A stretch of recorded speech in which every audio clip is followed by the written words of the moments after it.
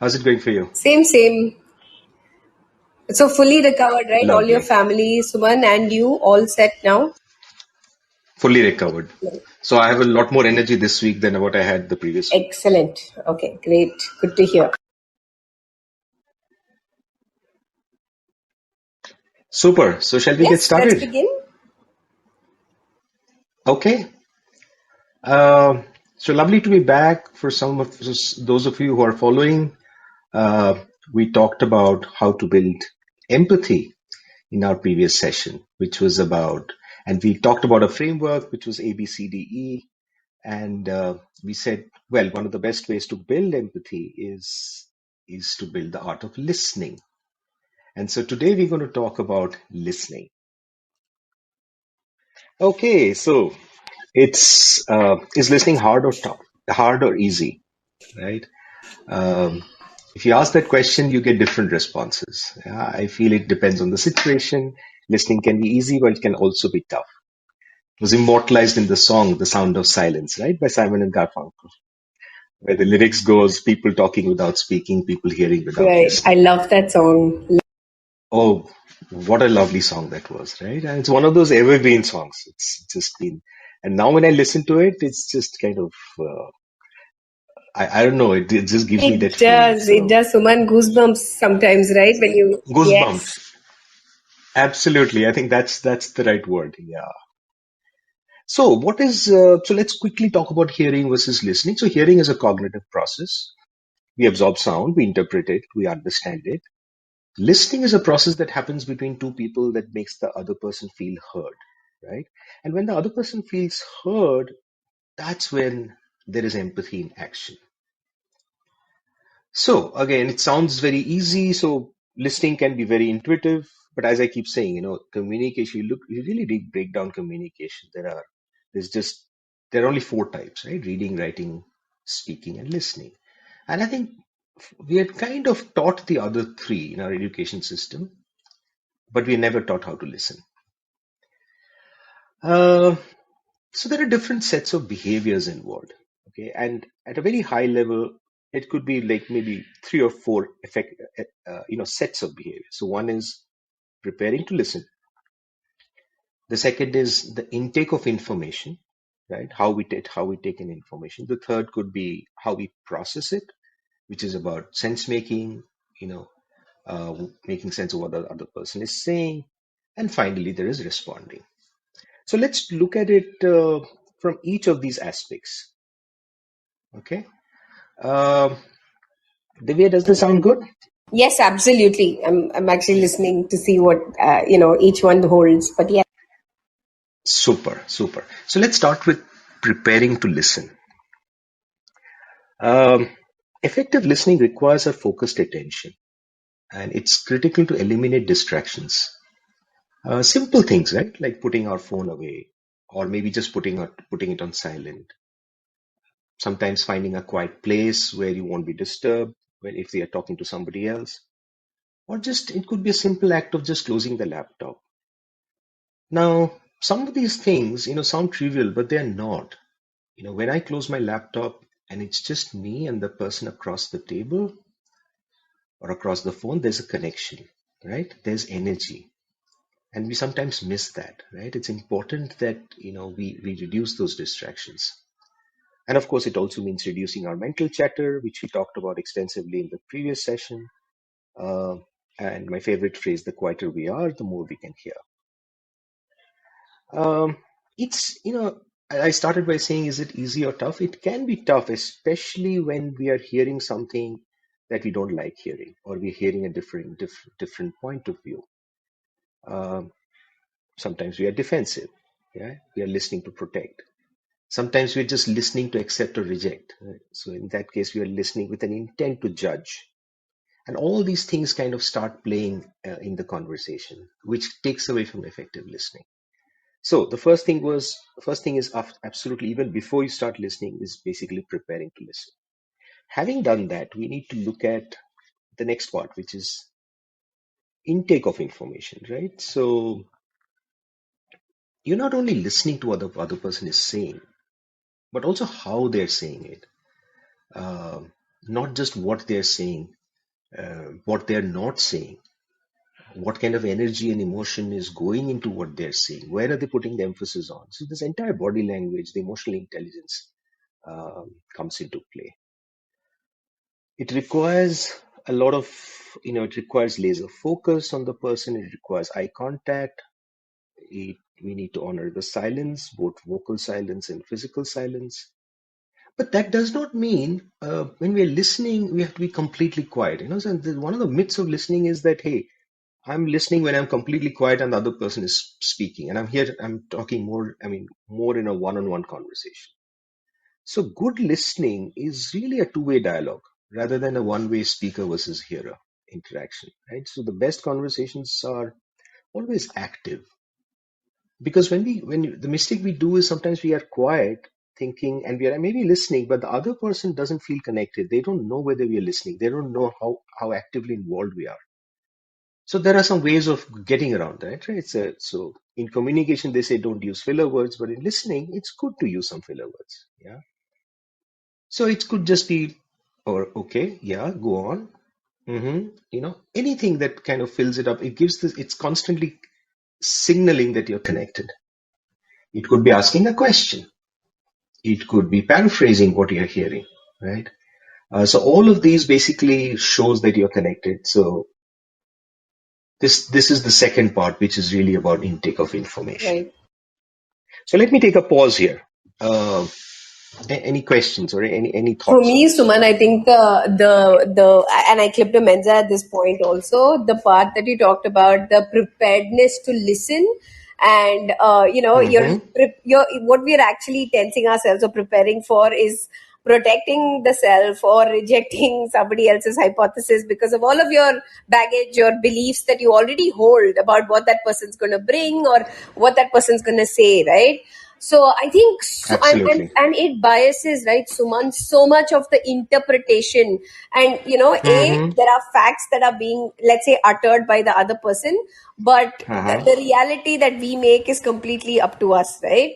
And I think your preparedness to listen and all of these other things that come with it just bias so much of, the interpretation of what we take away from what that other person is saying. It's something I want to explore a little further. But Excellent. That's a great point. In fact, uh, that's a good segue into my next point, which is about processing. So the making sense that we are doing is, again, as you said, it's based on a lot of the biases that we ourselves hold, a lot of the limiting beliefs that we hold, right? And that can actually quite change or almost distort what we are listening, right?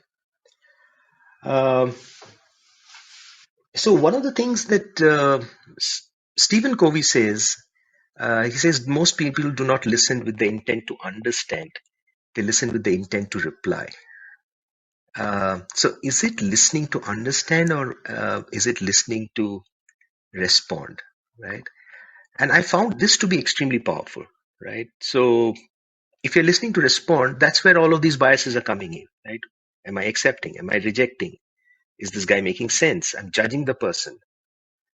Uh, I found this to be very powerful in the workshops that we do. Even if we are devoting a small amount of time on the communication part, on the listening part, I just tell people, hey, just keep this in mind. Whenever you're listening, are you listening to understand or are you listening to respond?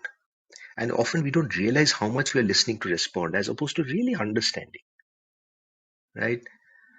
When we are processing a couple of other things, I think, and this I often find uh, kind of missing, or people need to build on this skill, is this being comfortable with silence.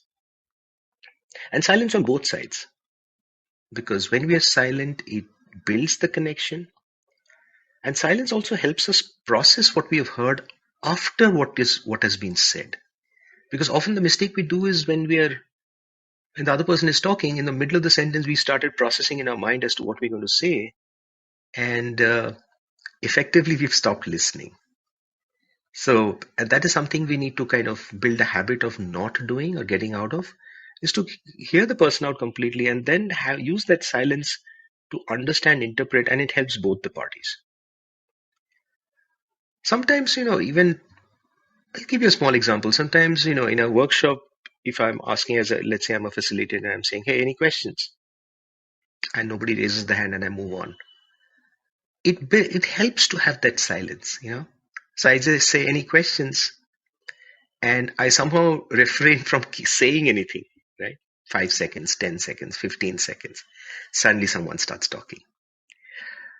We need to give that space to people. Some people require time, require silence for them to start. Because when you are silent, you're creating a space, you're inviting people to come into that conversation. And I think this is something that I find immensely powerful, right? But we all need to start building that comfort with silence. And of course, the other things that go with it, that which you said earlier, if when you're processing, try to not to be judgmental.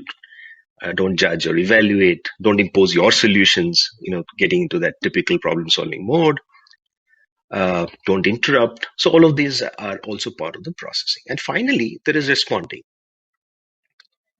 validating what has been said. Okay. So some of the effective listening behaviors I talked about. So one was paraphrasing. I mentioned right at the beginning. When we do these role plays, I've noticed that most people, most often, the one that gets missed out is paraphrasing. So what is paraphrasing? Paraphrasing is nothing but just playing back what you've heard, and you can paraphrase for content. Uh, you can also paraphrase for emotion. So if I'm hearing somebody say, okay, so what you're saying is this, right? So essentially, I'm paraphrasing content. Or I could say, okay, so let me see if I've got this. You're upset because this happened. I'm paraphrasing for emotion because the person is upset and I'm playing it back. Now, I don't know why we don't do it. Maybe, of course, because one is when we're not taught to do it. Maybe we feel it's not so important. Maybe we feel it's a waste of time because we are still not in the solution space. When you're paraphrasing, you're still in the problem space, right? So most often we end up not doing it. But what we don't realize is that when we paraphrase, you may not be in the solution space, but it helps connect because the other person feels heard. And one of the key things about empathetic listening is this thing about being heard, which I said right at the beginning. Right, so it's very important to paraphrase as part of the response. What are the other things we can do? One thing could be note taking. Right, so if it's a slightly longer conversation, it helps to maybe jot down a few points, maybe the keywords or a phrase. I mean, just enough to remember it later. You don't want to sit down and start taking vigorous notes because that can be a distraction for both the parties. Uh, idea is not to play a stenographer, but just those 2-3 points which will help to kind of when you paraphrase or when you respond after hearing the person out, at least you'll remember those points. Now, validating, and this is a pushback I often get. So, valid does it mean am I being too lenient? What happens if I don't agree? So, validating me doesn't mean that you're agreeing with the other person. It just means it goes back to what I said earlier: listening to understand versus listening to respond. It just means I've understood. That doesn't mean I'm agreeing with the other person. Um, and and I think one very important part as part of responding is about you know to be aware of how much are we talking as opposed to listening. Okay, I keep saying this that it sounds very obvious, but we can't be speaking and listening at the same time. Okay, so if you are talking more, we are listening less. It's that simple. But often, what happens is, let's say somebody's upset or venting. A lot of us listen by sharing our own experiences. That's our way of listening. Oh, you know what? This happened to you. Let me tell you what happened to me. Or the moment the person says the problem, we try and jump in and fix the problem. Okay. What what effectively you're doing in both these cases is we are talking. We are not listening. Um, so we have to listen more. In order to listen more, we have to talk less. And it's very fascinating to why is it that it happens like that? And this happens with all of us, right? Why do we enjoy speaking so much? There's a lot of theory around it. So when we speak, we are in control. And all of us, we love to be in control. The moment we stop speaking and we give that control to somebody, it feels like a loss of power. Listening consumes time and effort. It's an investment, right? And suddenly giving up that control feels very risky, makes us vulnerable. We don't know what the other person is going to say. Um, But it's almost counterintuitive that we gain more control when we let others speak, and listening is far more persuasive than speaking. And in any field, even certain jobs, like let's say a salesman, we feel the salesmen are very good at speaking, but the research has shown that the best salesmen actually talk only for 37% of the time, as opposed to maybe 60 or 70% for the average salesman. So there's enough research out there which says, the less we speak, the more we let the other person speak, the more we are in control, the more we are persuasive. So all of those help. Okay. Uh, so let me take a pause here. I think I generally talked about those four things that is absolutely essential for listening, starting with prepare to listen, intake of information, the processing of the information, and finally the response. So I'll take a pause here, and it'll be great to listen to other perspectives.